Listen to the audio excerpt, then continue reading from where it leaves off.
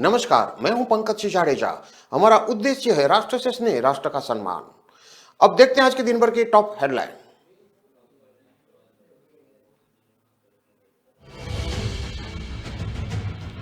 पहली बार मृत्यु का उत्सव, कपल एक साथ छोड़ेगा संसार। पति ने संसार का फैसला किया तो पत्नी ने भी अन्न जल छोड़ा।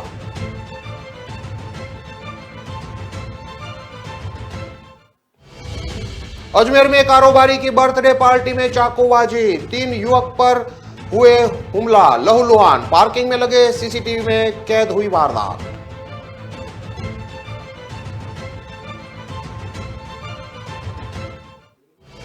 गहलोत के सलाहकार के ठिकानों पर सीबीआई के छापे, नोट छापने के ठेके में हुआ था 1688 करोड़ का घोटाला।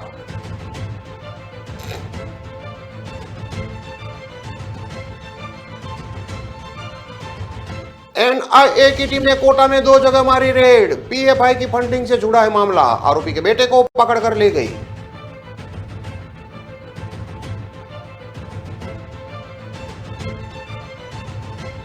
जयपुर में आरटीओ इंस्पेक्टर के घर मिली बिजनेसमैन की लाश, पास में ही पड़ा था लाइसेंसी रिवॉल्वर। ससुराल से चल रहा था विवाद।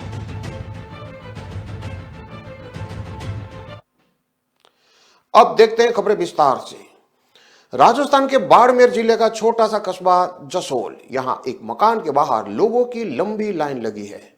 ओमकार मंत्र का जाप चल रहा है और परिवार के सदस्य हाथ जोड़कर खड़े हैं, क्योंकि यहां पति पत्नी ने एक साथ संसार छोड़ने का फैसला लिया है। जैन समाज का यह दंपति स्वेच्छा से मृत्यु का वर्ण करने की परंपरा संथारा में एक नया अध्याय जोड़ रहे हैं। दरअसल 83 वर्ष के पुखराज संकलेचा और उसकी 81 वर्ष की पत्नी गुलाब देवी ने संथारा ग्रहण किया है। पूरे क्षेत्र में यह चर्चा का विषय बना हुआ है और दूर दूर से लोग कपल के दर्शन के लिए जसोल में संकलेचा निवास पर पहुंच रहे हैं। संकलेचा परिवार के भी 150 से ज्यादा सदस्य देश भर से जसोल पहुंच चुके हैं। सुबह से लेकर देर रात तक घर में ओमकार मंत्र गूंज रहा है और भजन कीर्तन चल रहा है। खास बात यह है कि सबको पता है यहाँ कुछ दिन बाद परिवार के 2 सबसे वरिष्ठ सदस्य संसार छोड़ने वाले हैं, लेकिन माहौल शोक का होने के बजाय उत्सव का है। जैन समाज में मान्यता है कि संथारा पूर्वक देह त्यागने पर मनुष्य उत्तम गति को प्राप्त होता है। जैन इतिहास में इसे पहला अवसर बताया जा रहा है जब पति पत्नी ने एक साथ संथारा ग्रहण किया है। पद यात्रा के जरिए देश भर में भ्रमण कर चुके आचार्य मां श्रवण भी मानते हैं कि उन्होंने ऐसा कभी नहीं सुना जब पति पत्नी ने एक साथ संथारा लिया है। पुखराज 8 भाइयों में सबसे बड़े हैं। 2 भाइयों की मृत्यु हो चुकी है। उनके 5 छोटे भाई हीरालाल, दलीचंद, पृथ्वीराज, माणकचंद और तुलसीराम तथा पुत्र कांतिलाल, सुशील कुमार सहित पोते पोतिया, दोहिते दोहितिया सभी इस वक्त जसोल में हैं। पुखराज के एक चचेरे भाई पृथ्वीराज ने भी करीब 32 वर्ष पूर्व सांसारिक जीवन में रहते हुए दीक्षा ली थी। उनके पुत्र कुमारपाल संकलेचा कहते हैं, हम मृत्यु को भी एक महोत्सव मानते हैं। जसोल में संथारा प्रथा का चलन काफी है। यहाँ पिछले 15 साल में ही 25 संथारे हो चुके हैं। संथारा कितने दिन चलता है कुछ नहीं कहा जा सकता। इसी कस्बे की धनीबाई ने 78 दिन संथारे पर रहने के बाद देह त्यागी थी, तो जमकू देवी 58 दिन में। इसी परिवार की भौरी देवी संकलेचा ने 8 वर्ष पूर्व संथारा ग्रहण किया था और 43 दिन बाद देह छोड़ी थी। अब जानते हैं संथारा क्या होता है। जैन धर्म में सबसे पुरानी प्रथा मानी जाती है संथारा प्रथा, यानी कि संलेखना। जैन समाज में इस तरह से देह त्यागने को बहुत पवित्र कार्य माना जाता है। इसमें जब व्यक्ति को लगता है कि उसकी मृत्यु निकट है तो वह खुद को एक कमरे में बंद कर खाना पीना त्याग देता है। जैन शास्त्रों में इसी तरह की मृत्यु को समाधि मरण, पंडित मरण अथवा संथारा कहते हैं। जैन धर्म के अनुसार खारिज समय में किसी के भी प्रति बुरी भावना नहीं रखी जाए। यदि किसी से कोई बुराई जीवन में रही भी हो तो उसे माफ करके अच्छे विचारों और संस्कारों को मन में स्थान दिया जाता है। संथारा लेने वाला व्यक्ति भी हल्के मन से खुश होकर अपनी अंतिम यात्रा को सफल कर सकेगा और समाज में भी बैर बुराई से होने वाले बुरे प्रभाव कम होंगे। इससे राष्ट्र के विकास में स्वस्थ वातावरण मिल सकेगा। इसीलिए इसे धर्म में एक वैज्ञानिक एवं मनोवैज्ञानिक विधि माना गया है।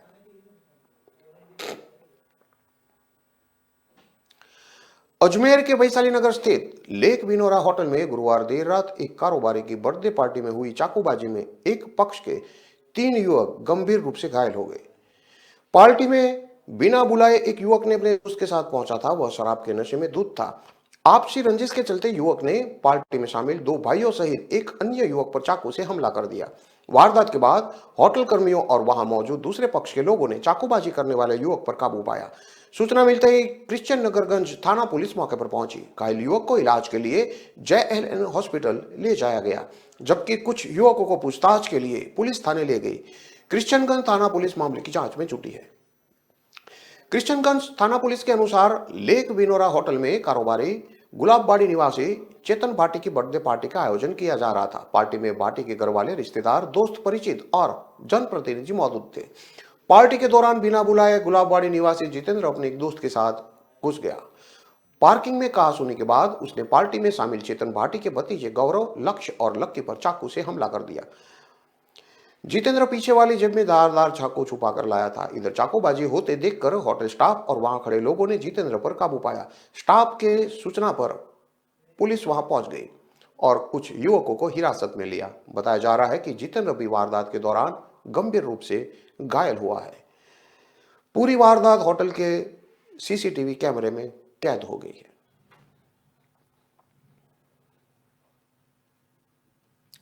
राजस्थान के मुख्यमंत्री अशोक गहलोत के सलाहकार अरविंद मायाराम के ठिकाने पर गुरुवार को सीबीआई ने छापे मारे हैं। सीबीआई टीमों की ये छापेमारी दिल्ली और जयपुर में की गई है। सीबीआई ने अरविंद मायाराम पर मनमोहन सरकार में केंद्रीय वित्त सचिव रहते हुए नोट छापने के टेंडर में घोटाले का केस दर्ज किया था। उस समय 1688 करोड़ रुपए के करेंसी प्रिंटिंग घोटाले का आरोप लगा था। सीबीआई ने घोटाले के मामले में अरविंद मायाराम के ठिकाने से कई डॉक्यूमेंट भी जब्त किए हैं। सूत्रों के मुताबिक 2017 में इस घोटाले की शिकायत की गई थी। दरअसल यह मामला करेंसी छापने के लिए मटेरियल सप्लाई करने वाली एक ब्लैक लिस्टेड ब्रिटिश कंपनी से जुड़ा है। कंपनी को मटेरियल की क्वालिटी घटिया होने के चलते वर्ष 2011 में ही ब्लैक लिस्टेड कर दिया गया था। इसके बावजूद अरविंद मायाराम के फाइनेंस सेक्रेटरी रहते हुए बिना टेंडर प्रोसेस के कंपनी को 3 साल का एक्सटेंशन देकर नोट छापने में इस्तेमाल होने वाला कलरफुल धागा खरीदने का ऑर्डर जारी हुआ था। बताया जाता है यह ऑर्डर करीब 1688 करोड़ रुपए का था। यह खरीद 2012 में हुई थी, जबकि कंपनी पहले से ब्लैक लिस्टेड थी। बताया जाता है कि इस कंपनी के भारतीय प्रतिनिधि का नाम पनामा पेपर लीक से भी जुड़ा हुआ था। इस मामले में अरविंद मायाराम को केंद्र सरकार ने 2017 में नोटिस भेजा था। 16 अक्टूबर 2014 में मोदी सरकार ने जब ब्यूरोक्रेसी में पहला बड़ा बदलाव किया तो उस लिस्ट में अरविंद मायाराम का नाम भी शामिल था। उन्हें फाइनेंस से हटाकर टूरिज्म मिनिस्ट्री में भेज दिया गया। मायाराम ने इस पोस्ट पर ज्वाइन भी नहीं किया था कि महज 15 दिन बाद 30 अक्टूबर को उनका तबादला माइनॉरिटी डिपार्टमेंट में कर दिया गया था। अरविंद मायाराम यूपीए सरकार में वित्त सचिव रह चुके हैं। गहलोत के करीबी अफसरों में मायाराम की गिनती होती है।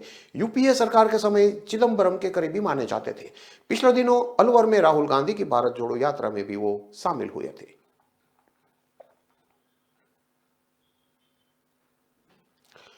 कोटा में NIA यानी कि नेशनल इन्वेस्टिगेटिव एजेंसी की टीम ने सुभाष नगर और विज्ञान नगर पर छापेमारी की।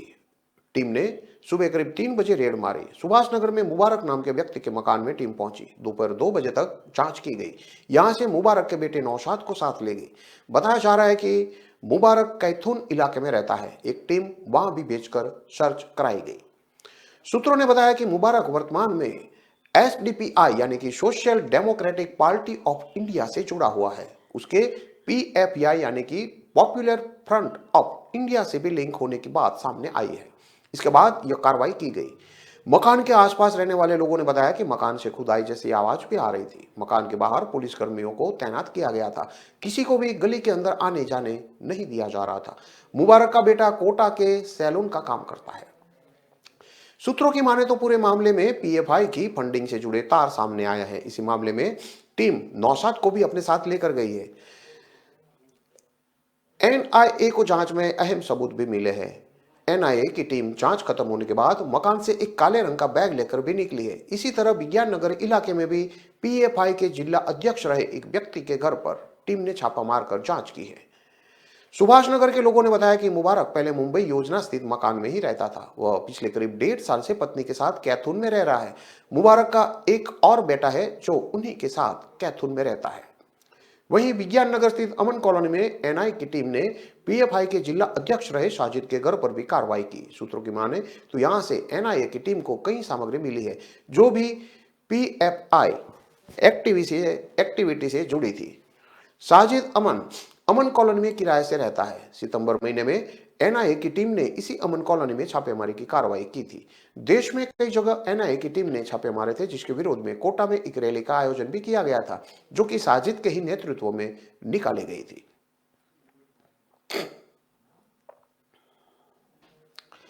जयपुर में गुरुवार शाम 3 मंजिला मकान में प्रॉपर्टी डीलर का लहूलुहान शव मिला। उसके सिर में गोली लगी थी। घटना श्यामनगर के निर्माण नगर इलाके की है।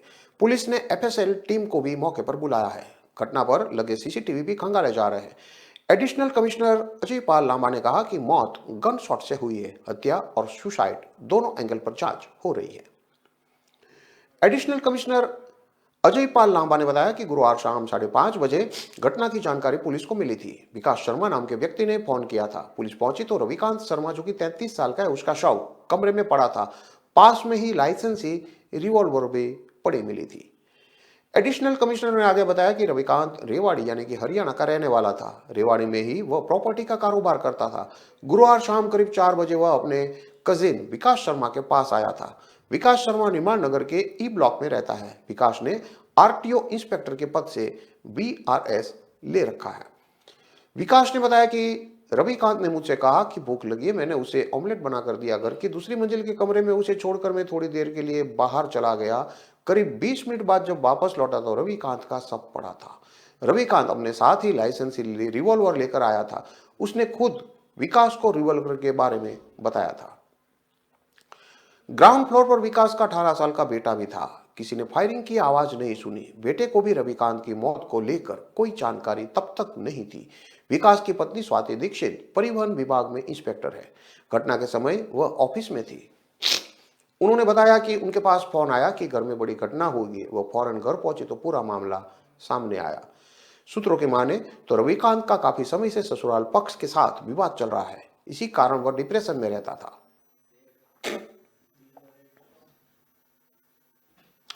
खबरों में लेते हैं अब एक छोटा सा विराम।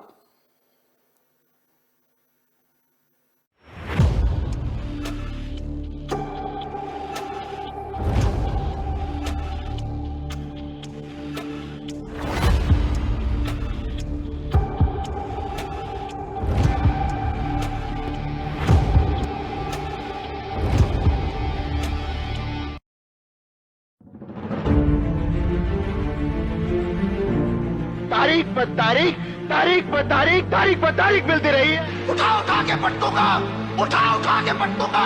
उतार कर फेंक दो ये वर्दी, अब बैंड नंबर बन जाएगा पट्टा अपने गले में। दिन मुझे देश के गद्दार का पता चला।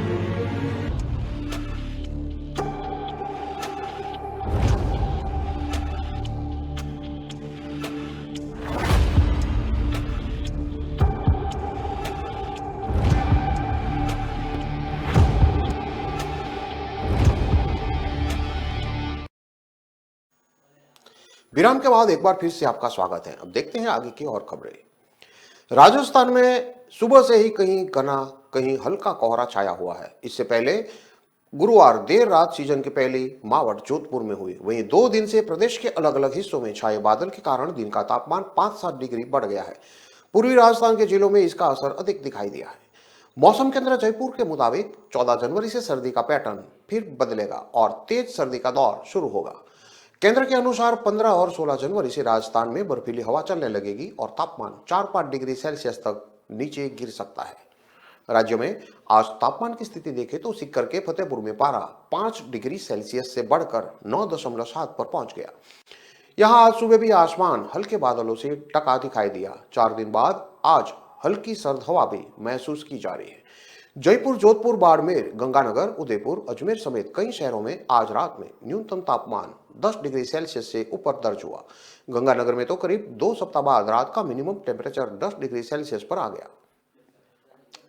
बुधवार रात और गुरुवार रात 12 बजे के बाद जोधपुर शहर में अचानक सीजन की पहली मावट हुई थी। करीब 40 मिनट तक चली मावट में कभी तेज तो कभी रुक रुक कर बूंदाबांदी होती रही।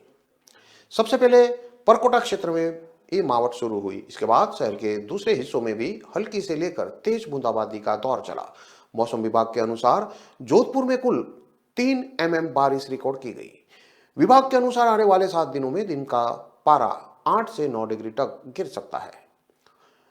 उत्तर भारत में सक्रिय हुए पश्चिमी विक्षोभ के बाद पंजाब हरियाणा के ऊपर साइक्लोनिक सर्कुलेशन सिस्टम बना है। इसी सिस्टम में हवाएं घड़ी की दिशा में घूमनी शुरू हो गई, जिसके कारण उत्तर भारत से आ रही बर्फीली हवा वहीं थम गई। शीतलहर थमने से राजस्थान समेत दिल्ली, पश्चिमी उत्तर प्रदेश, मध्य प्रदेश में भी तापमान बढ़ गया और लोगों को सर्दी के साथ कोहरे से भी राहत मिली। मौसम विशेषज्ञों के मुताबिक 9 जनवरी से 12 जनवरी तक जो 2 back to back western disturbance आए, उनसे हिमाचल, जम्मू कश्मीर, लद्दाख, उत्तराखंड में अच्छी बर्फबारी हुई। इन सिस्टम के पास आउट होने के बाद जैसे ही उत्तर भारत में मौसम साफ होगा तो वहां से सर्द हवाएं फिर से चलने लगेगी। इससे अगले सप्ताह राजस्थान समेत पूरे उत्तर मध्य भारत में सर्दी बढ़ेगी। 15 से 20 जनवरी तक राजस्थान में शीतलहर का दौर चलेगा और कड़ाके की सर्दी के साथ कुछ जगहों पर पारा 0 या माइनस में जा सकता है।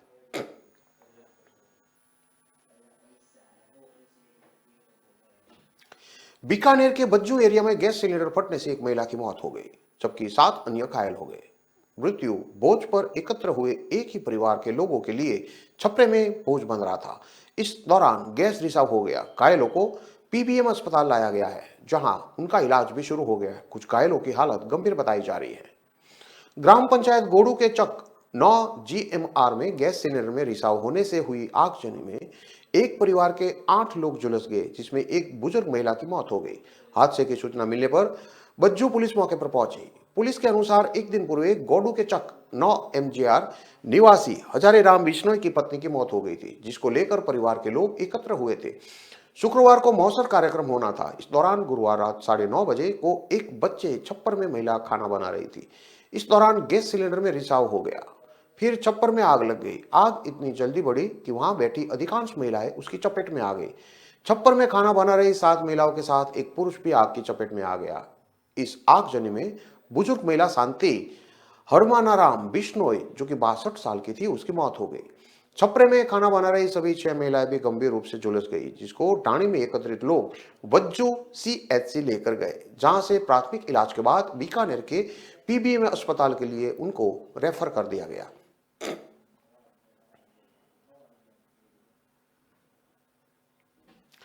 खेत में छुपे लेपर्ड ने हमला कर किसान को घायल कर दिया। उसे पीठ और हाथ में चोट आई है। खौफ के कारण लोग घरों की छतों पर चढ़ गए और लेपर्ड को भगाने के प्रयास में थाली ढोल बजाते रहे।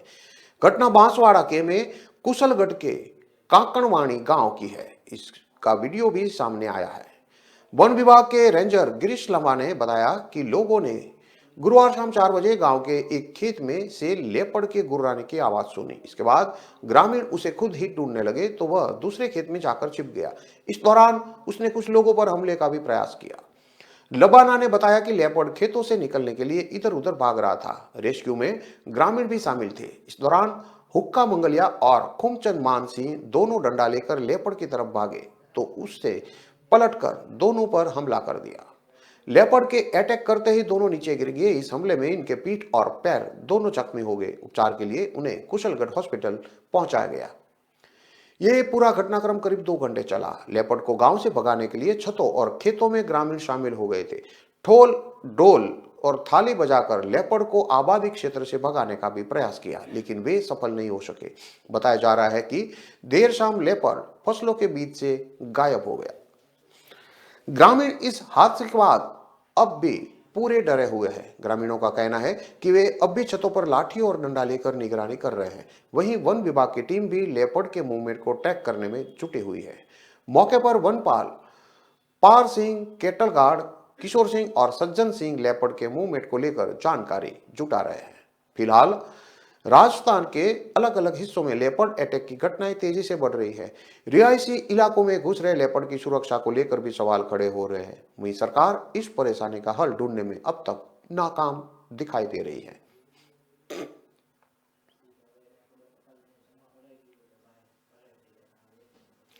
छोटे भाई की मौत पर घर पहुंचे बड़े भाई की भी मौत हो गई। दोनों की एक साथ अर्थियां उठी तो घर में कोहराम मच गया। दोनों भाइयों का एक ही चिता पर अंतिम संस्कार किया गया। मामला बाड़मेर के सीणधरी इलाके का है।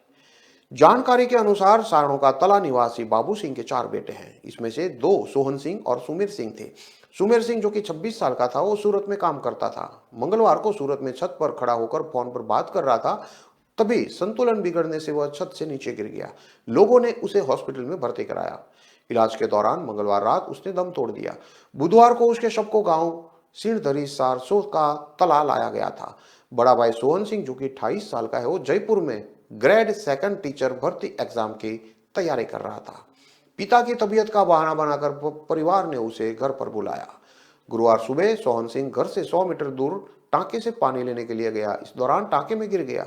घर नहीं लौटने पर परिवार के लोग ढूंढते हुए टांके पर पहुंचे। उसका शव टांके में पड़ा मिला। आसपास के लोगों और परिजनों ने शव को बाहर निकाला। गांव के पोकर राम ने बताया कि दोनों भाइयों के बीच में अच्छी बनती थी। दोनों ने पढ़ाई साथ में की थी। सुमेर सिंह पढ़ाई में कमजोर था। उसने सोहन सिंह को कहा था, आप पढ़ लिख कर कुछ बन जाओ, खर्चा और उसकी बाद की मेहनत मैं कर दूंगा। एक के बाद एक 2 हादसे के बाद पूरे घर में मातम छा गया है। परिवार में भाइयों और माता पिता का रो रो कर बुरा हाल है।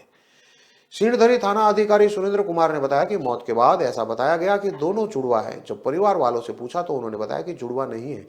सोहन सिंह की पैर फिसलने से टांके में गिरने से मौत की रिपोर्ट दी है। मौका स्थल पर जाकर जांच करेंगे, उसके बाद ही पता चल पाएगा कि मौत कैसे हुई। पुलिस की अब तक की जांच में सामने आया है कि सोहन सिंह को भी भाई सुमेर सिंह की मौत की जानकारी मिल चुकी थी।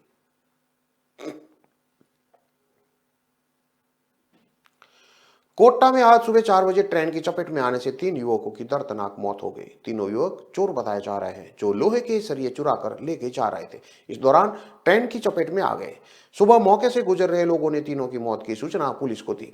पुलिस ने शवों को SBM की मोर्चरी में रखवाया है। एक मृतक की शिनाख्त सुल्तानपुर निवासी जगदीश मीणा के रूप में हुई है, जबकि एक युवक के पास से चेचट की ID मिली है। तीसरे की पहचान नहीं हुई है। पुलिस ने बताया कि घटना नयापुर थाना क्षेत्र में बोरखेड़ा पुलिया के पास की है। मुंबई से दिल्ली जा रही राजधानी ट्रेन की चपेट में आने से तीनों की मौत हो गई।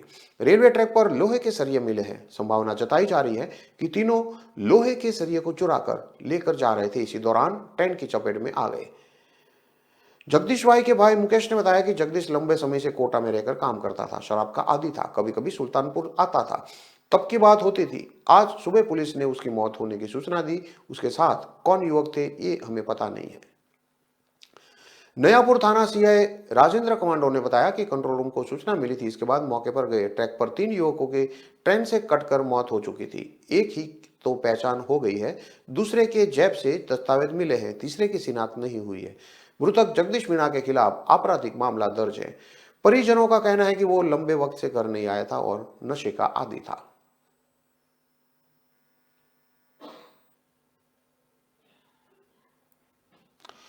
इन सभी खबरों को विस्तार से पढ़ने के लिए आप हमारे वेबसाइट का भी प्रयोग कर सकते हैं। हमारा वेब का पता है www.kalamkartevy.com।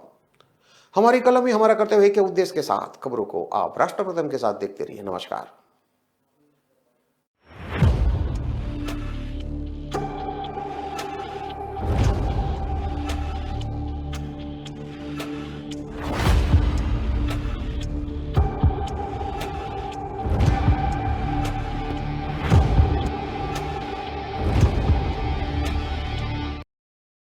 જયપુરમાં મને એક એવી વ્યક્તિ મળી કે જેને મળીને મને બહુ પ્રેરણા મળી। વકીલભાઈ કુરેશી। વકીલભાઈ રિક્ષા ચલાવે છે, ई-रिक्शा। વકીલભાઈ બહાર आ जाएंगे आप जरा? देखो जुओ, વકીલભાઈ કુરેશીની હાઇટ તમે જુઓ, આમની હાઇટ નથી।